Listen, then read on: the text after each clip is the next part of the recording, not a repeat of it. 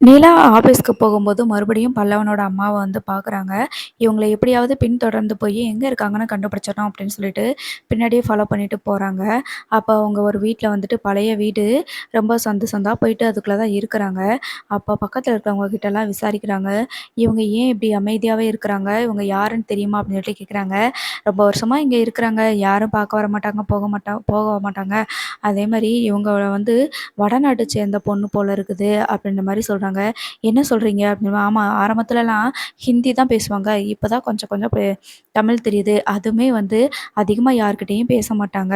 இவங்களை தேடி யாரும் இதுவரைக்கும் வந்ததே கிடையாது. தடவ நீ தாம்மா வந்து கேட்குற இந்த அம்மாவ பத்தி அப்படின்னு சொல்றாங்க.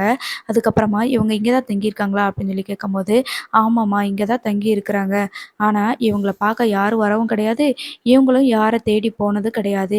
இவங்கள பத்தி வேற எந்த விஷயமும் எங்களுக்கு தெரியாதும்மா, அப்படின்ற மாதிரி சொல்லிடுறாங்க. இப்ப உடனே இத கேட்ட நிலா வந்து வீட்டுக்கு வந்து நடேசன் கிட்ட கேட்குறாங்க. அங்கிள் இப்ப நான் உங்ககிட்ட கேட்குற கேள்விக்கு நீங்க பதில் சொல்லியே ஆகணும் அப்படின்றாங்க. பல்லவனோட அம்மா எங்க இருக்காங்க அப்படின்னு சொல்றாங்க. உனக்கு எத்தன தடவ கேட்டாலும் நான் பதில் சொல்ல மாட்டேன்னு தெரியும். அப்படி இருந்தும் மறுபடியும் மறுபடியும் நீ கேட்குற பாத்தியா? அப்படின்னு சொல்லிட்டு நடேசன் வந்து பதில் சொல்றாரு. நான் இன்னைக்கும் பல்லவனோட அம்மாவ பார்த்தேன். அவங்களோட வீடையும் நான் போய் பார்த்துட்டேன்.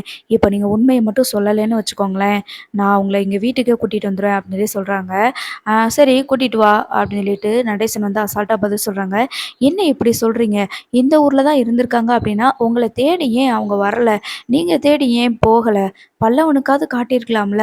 பல்லவன பார்க்குறதுக்காவது அவங்க வந்திருக்கலாம்ல. வேற எங்கேயாவது இருந்தா பரவால்ல.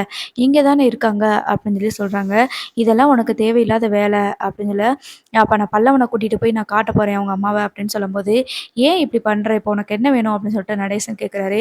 எனக்கு உண்மைய சொல்லுங்க அப்படின்னு சொல்லி சொல்லும்போது தான், அப்பதான் நடேசன் வந்து பழைய உண்மைகள்லாம் சொல்றாங்க. அதாவது நடேசன் வந்து வடநாட்ல வந்து லாரி ஓட்டிட்டு வர்ற வழியில ஒரு இருட்டுக்குள்ள வந்துட்டுருக்கும்போது பல்லவனும் அவங்க அம்மாவும் யாருக்கோ பயந்து தப்பிச்சு ஓடுற மாதிரி காட்டுவாங்க. அப்பத்தான் அவங்க இவங்களோட லாரியில ஏறி வந்ததாகவும், அவங்கள காப்பாத்தி கூட்டிட்டு வந்து வீட்ல கொஞ்ச நாள் வச்சிருந்ததாகவும் சொல்றாங்க. அப்பதான் அந்த அம்மாவ தேடி யாரோ வந்து கொல்றதுக்காக வந்தாங்க. அப்ப அவங்க என்னோட என் பொண்டாட்டிய குத்திட்டாங்க அப்படின்ற மாதிரி நடேசன் வந்து சொல்றாரு. அப்போ நீங்க பண்ணலையா? நீங்க அந்த கொலைய பண்ணலையா? அப்படின்னு சொல்லிட்டு நிலா வந்து கேட்குறாங்க. இல்லம்மா, அந்த அம்மாவ காப்பாத்தணுன்றதுக்காக என் மனைவி தான் இந்த பழிய வந்து குத்துப்பட்டுக்கிட்டா. அது மட்டும் இல்லாம அந்த பழிய நான் ஏத்துக்க வேண்டியதா ஆயிப்போச்சு.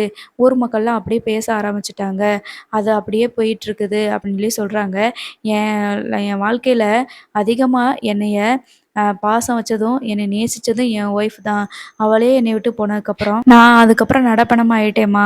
அப்புறம் வந்து பார்க்கும்போது, இந்த பையன் மட்டும் தான் இருந்தான்.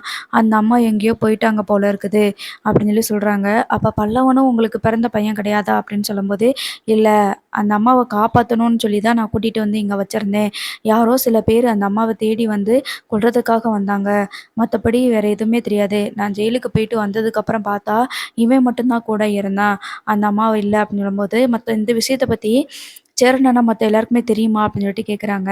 ஆ சேரன் வந்து தெரியும். அவனுக்கு தெரிஞ்சிருக்க வாய்ப்பு இருக்கும். ஆனா, சோழனும், பாண்டியனும் ரொம்ப சின்ன பசங்க. அதனால அவங்களுக்கு தெரியாது. சேரனுக்கு வந்து கண்டிப்பா தெரியும் அப்படின்னு சொல்லி சொல்றாங்க. அப்ப பல்லவன் உங்களுக்கு பிறக்கலைல? அப்படின்னு சொல்லி கேட்கும்போது, இல்ல எனக்கு பிறக்கல அவன் அப்படின்னு சொல்லி சொல்றாங்க. இந்த விஷயத்த மறுபடியும் நம்ம பல்லவன் கிட்ட சொன்னா, இல்ல பல்லவனோட அம்மாவ கூட்டிட்டு போய் காட்டுனா, கூட பிறந்த தம்பி அப்படின்னு நெனச்சிட்டு இருக்கிறது, இன்னும் பாசம் விட்டு போயிரும். ஏற்கனவே அப்பா இவர் இல்லன்னு தெரிஞ்சதுக்கேன்னு சாரி அம்மா இவங்க இல்லன்னு தெரிஞ்சதுக்கேன்னு பல்லவன் ரொம்ப வருத்தப்பட்டான் அப்படின்னு நினைக்கிறேன்.